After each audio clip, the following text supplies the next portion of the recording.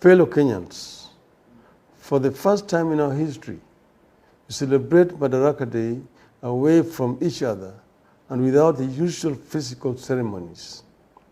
That is how much the COVID-19 has changed our country and turned our lives upside down.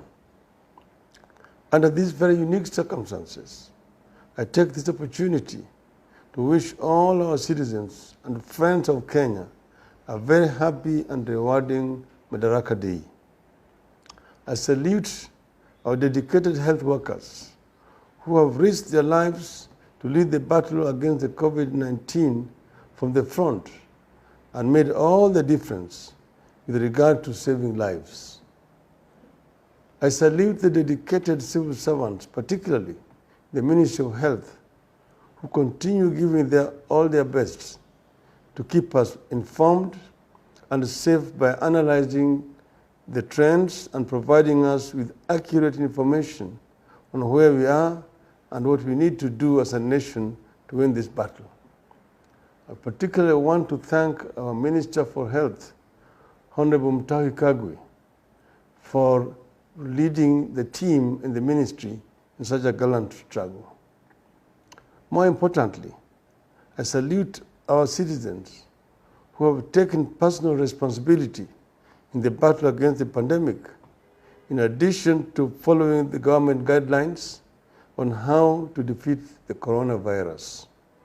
I wish to urge the few Kenyans who are refusing to listen to the advice by the government by desisting from overcrowding, from washing their hands with soaps and sanitizers, from going to overcrowded funeral services, and so on, that they are doing a great disservice to this country. And urge them to do what the government has been saying.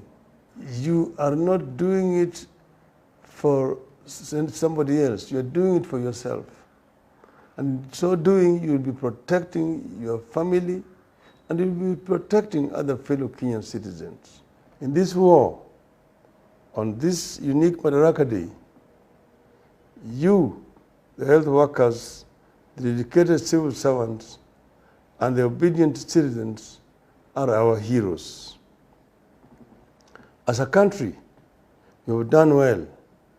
You have fought a good fight.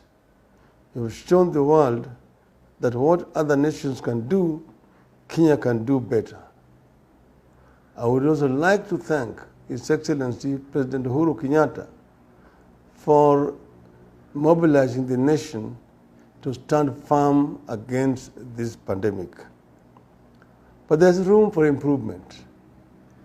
There's room for more personal responsibility and more cooperation with the government. Fellow Kenyans, every struggle requires that we make sacrifices and forgo the comforts we are used to if we are to win. Freedom fighters endured starvation in the forests, torture in detention camps, indignity in prison to make freedom and Madaraka Day possible. If our parents resorted to excuses, chose the easy life and lamented rather than fight, Madaraka would not have come when it did. Today, more than ever before, we need to embrace the sacrifices of our parents. On this day, under these unique circumstances, let us reflect on patriotism, sacrifice, personal responsibility, dignity of our people, and respect for our nation as the goals in our battle against a disease that is determined to colonize us and turn our lives upside down.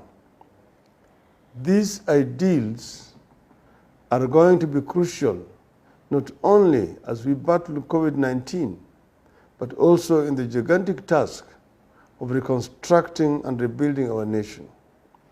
We know that most Kenyans have been adversely affected. Jobs have been lost. Homes have also been washed away through the floods. Locust is also ravaging part of our country. We are going through a triple tragedy. But we also know that Kenyans' resilience and the mood to fight will eventually triumph over this tragedy.